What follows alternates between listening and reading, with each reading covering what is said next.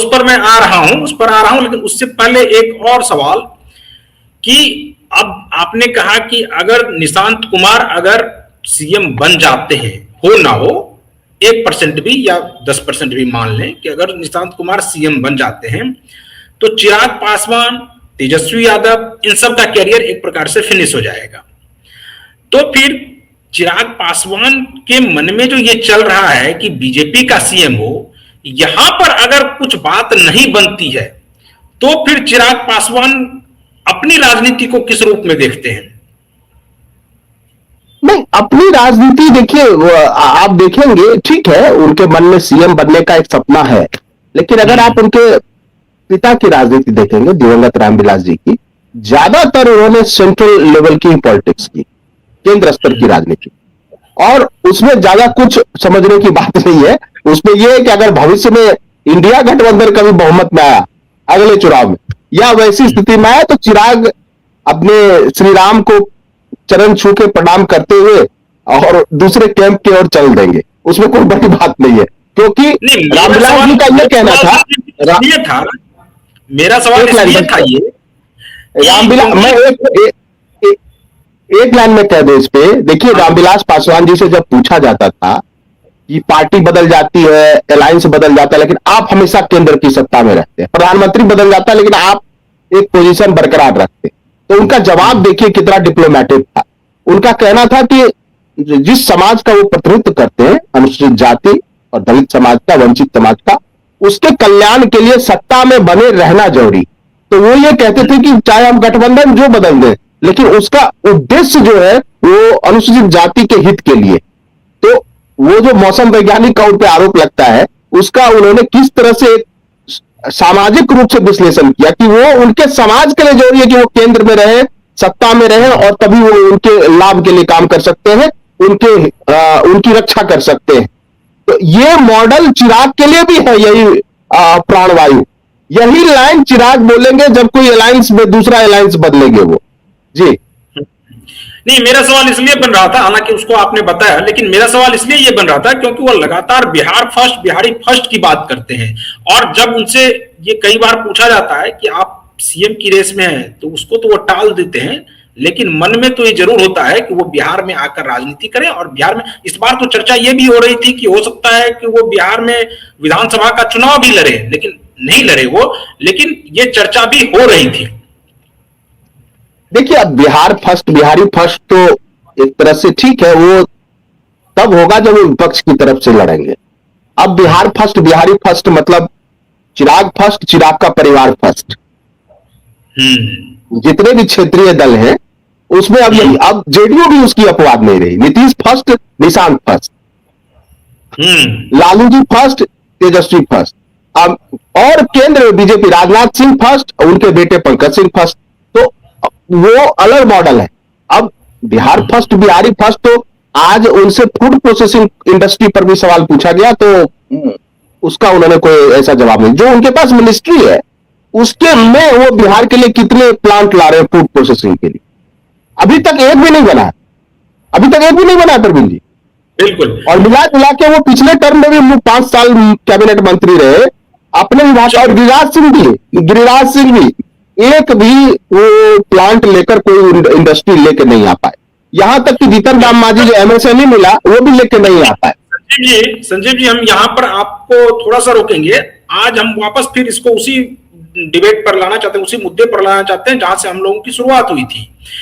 और आज जिस प्रकार से जहानाबाद में, अब देखिए कि नीतीश कुमार कहीं पर हर जगह, आज भी जहानाबाद में भी उन्होंने ये किया कि जब उनका भाषण खत्म हो रहा था नीतीश कुमार का, तो वो गए और वहां पर बीच में आप देखे होंगे कि मंच पर खास करके सम्राट चौधरी के पीठ पर हाथ रखते हुए कह रहे थे, और उन्होंने कहा भी कि अब आप लोगों का काम ये करेंगे।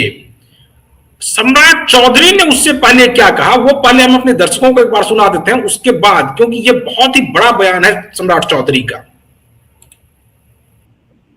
जिस तरह पंडित चाणक्य को याद किया गया, जिस तरह महाराज जरासंध को याद किया गया, महान सम्राट को अशोक याद किया गया, हम जरूर आश्वस्त करते हैं इतिहास के पन्ने में जब जब मगध की चर्चा होगी, बिहार की चर्चा होगी, नीतीश कुमार की चर्चा सर्वप्रथम करने का काम किया जाएगा। इसलिए साथियों, मैं जरूर कहूंगा कि आज भी नीतीश कुमार के नेतृत्व में सरकार चल रही है और बिहार के तमाम लोगों को जरूर आश्वस्त करना चाहता हूं, आगे भी नीतीश कुमार के ही मार्गदर्शन में बिहार की सरकार चलते रहेगी।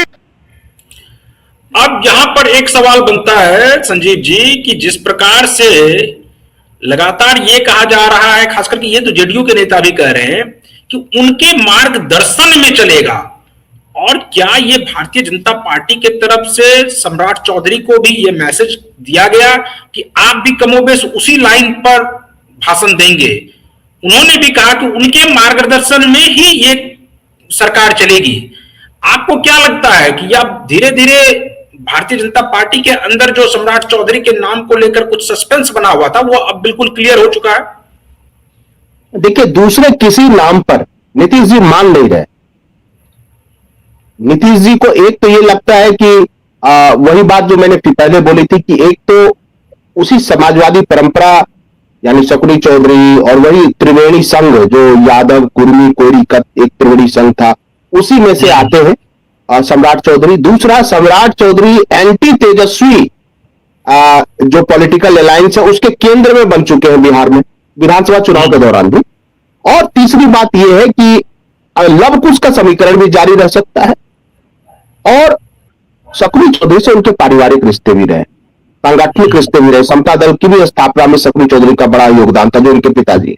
और बीजेपी को भी अब लग रहा है कि अब किसी और दूसरे का नाम आगे करे और फिर विवाद हो, इससे बेहतर है कि नीतीश जी अगर सम्राट चौधरी पे मान जाते हैं तो ठीक है, उसी को एक्सेप्ट कर लेते हैं।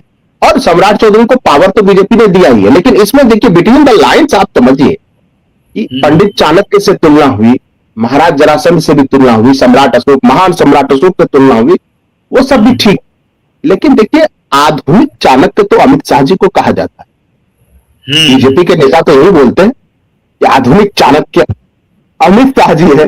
अब देखिए कि जिस तरह से सम्राट चौधरी ने चाणक्य के से भी तुलना की मुख्यमंत्री नीतीश कुमार की, हाँ उसमें कहीं कोई, हम लोग तो सहमत है कि चाणक्य है, इसमें कहीं दो मत नहीं है, लेकिन आधुनिक चाणक्य तो अमित शाह जी भी हैं। अपने को आधुनिक लोग बीजेपी के नेता उसमें तो सम्राट चौधरी ये कहकर निकल जाएंगे कि नहीं आप सुनने में भूल कर गए कि वो तो मैं कह रहा था कि बिहार की जब बात होगी, जब बिहार की बात होगी तो नीतीश कुमार का नाम चाणक्य के रूप में आएगा, लेकिन अगर देश की बात होगी तो फिर अमित शाह का नाम आ जाएगा। देखिए, मेरा ऐसा मानना है, ठीक है ये तुलनाएं होती है राजनीति में, लेकिन ना कोई महान सम्राट अशोक बन सकता है। महान सम्राट अशोक बनने के लिए अफगानिस्तान तक सीमा चाहिए, श्रीलंका का शासक जो है उनके दरबार में बैठा हुआ होना चाहिए, और ना कोई भी जरासंध की भी तुलना नहीं की जा सकती।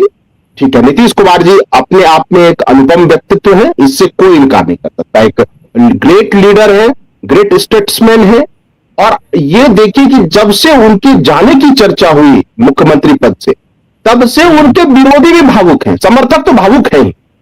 और across the caste, across the religion, Muslim भी बेचारे जिन्होंने वोट नहीं दिया वो भी नीतीश कुमार को लेकर इमोशनल है, सवर्ण भी इमोशनल है कि नीतीश जी चले जाए। तो ये जरूर है कि यही महानता है कि जब पर्दा गिरता है तब कितनी ताली बजती है, उससे पता चलता है कि ये ड्रामा कितना हिट हुआ, इस ड्रामे को कितना पसंद किया। तो वो पर्दा गिरने से पहले जो ताली बज रही है, मुझे लगता है वो नीतीश कुमार जी की सबसे बड़ी राजनीतिक उपलब्धि है, और विरोधी भी उनकी तारीफ करते हैं, इसमें कोई दो मत नहीं। लेकिन मेरा यह मानना है कि आप देखिए पंडित चाणक्य जो है वो भी एम्पायर बिल्डर्स थे, और जो भी कहते हैं कि चाणक्य बन गए अमित शाह जी, कोई कहता है शरद पवार जी चाणक्य हो गए, कभी कोई चाणक्य बन जाता है। मेरा ऐसा मानना है कि चंद्रगुप्त मौर्य, और आप इतिहास पढ़िए, चंद्रगुप्त मौर्य को राजप्रसाद में बिठाने के बाद और घनानंद को जंगल में भेजने के बाद भी पंडित चाणक्य किसी राजप्रसाद में नहीं, कुटिया में रहे। बहुत साधारण जीवन, कोई ऐश्वर्य भरा जीवन नहीं, और हमेशा ज्ञान में चिंतन में लगे रहे, चाहे वो अर्थशास्त्र की रचना उन्होंने की हो या और भी जितने भी उनके थ्योरीज हैं, चाहे वो स्टेट क्राफ्ट हो, चाहे गुप्तचर को लेकर उनका रिसर्च हो। मैं तो हैरान रह गया प्रवीण जी, यूएसए के जहां ऑफिसर्स की ट्रेनिंग होती है वहां भारत से केवल एक चिंतक को पढ़ाया जाता है और वो चाणक्य है। कोई भी जाके यूट्यूब पे सर्च कर सकता है, वो क्लासेस ऑनलाइन है जिसमें सारे ऑफिसर्स चाणक्य की विदेश नीति को पढ़ रहे हैं, चाणक्य की सामरिक नीति को पढ़ रहे हैं। तो जो भी महल में रह रहा है प्रवीण जी, आज के समय जो भी सत्ता का डायरेक्ट लाभ ले रहा है, वो चाणक्य की से उसकी तुलना नहीं हो सकती। चाणक्य विप्र भी थे, चाणक्य विद्वान भी थे, चाणक्य साम्राज्य निर्माता भी थे, और चाणक्य किसी जाति में नहीं बने थे। उन्होंने चंद्रगुप्त मौर्य को उनकी क्षमता, उनकी प्रतिभा के आधार पर राज सत्ता पर बिठाया। उस समय जो आज कहते हैं ना कि जाति, बहुत सारे ऐसे जातिवादी एंगल से चाणक्य को देखते हैं कि अरे चाणक्य तो ब्राह्मण थे इसलिए उनकी निंदा होनी चाहिए। लेकिन आप देखिए, चाणक्य ने प्रतिभा के आधार पर मौर्य वंश की स्थापना की। उन्होंने किसी दूसरे अपने जाति के लोगों को नहीं आगे बढ़ाया कि हमारी जाति हम है इसी से बढ़ाएंगे। तो देखिए, वो जो राजप्रसाद में रह गया, जो महल में रह गया, जो सत्ता से सीधा लाभ लेता रह गया, वो चाहे कितना भी कूटनीतिक विजेता क्यों ना, वो चाणक्य नहीं। चाणक्य के लिए त्याग बहुत जरूरी है, चाणक्य के लिए समर्पण बहुत जरूरी है, और राष्ट्रवाद जो नेशनलिज्म है चाणक्य का, वो पूरी दुनिया में पढ़ा है।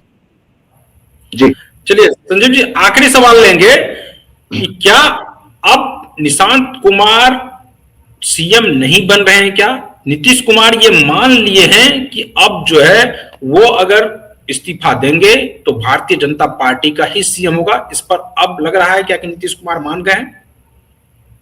देखिए, नीतीश कुमार को भी समझना किसी अबुझ पहेली को समझने के बराबर है। उनको मनाने की कोशिश की जा रही है, इसीलिए कहा जा रहा है कि आपके ही मार्गदर्शन में बिहार की सरकार। लेकिन मार्गदर्शन ये भी राजनीति का सत्य है कि लालू जी कहते थे कर्पूरी ठाकुर जी के हिसाब से चलेगी, और कर्पूरी ठाकुर जी को जीप तक नहीं मिला। ये आप देखिए, लालकृष्ण आडवाणी के चर्चा के बिना अधूरा है, वो भी मार्गदर्शक में थे। मुरली मनोहर जोशी मार्गदर्शक में थे। हाँ, मार्गदर्शक कोई नेता बनना नहीं चाहता, या तो किंग बनना चाहता है या किंग मेकर बनना चाहता। तो अब देखते हैं नीतीश जी क्या करते हैं। चलिए, तो संजीव जी आपका बहुत बहुत शुक्रिया। तो जो दर्शक हमारे इस वीडियो को देख रहे हैं, अगर आप YouTube चैनल के जरिए देख रहे हैं तो चैनल को सब्सक्राइब कर लीजिए और वीडियो को शेयर कर दीजिए, कमेंट भी करते रहिए। अगर आप Facebook पेज के जरिए देख रहे हैं इस वीडियो को तो पेज को फॉलो कर लीजिए और वीडियो को अपने वॉल पर शेयर कर दीजिए, वहां भी आप कमेंट कर सकते हैं। एक्स हैंडल पर भी आप हमारे साथ जुड़ सकते हैं। बाकी तमाम खबरों के लिए आप बने रहिए QYM के साथ। मुझे दीजिए अनुमति। नमस्कार।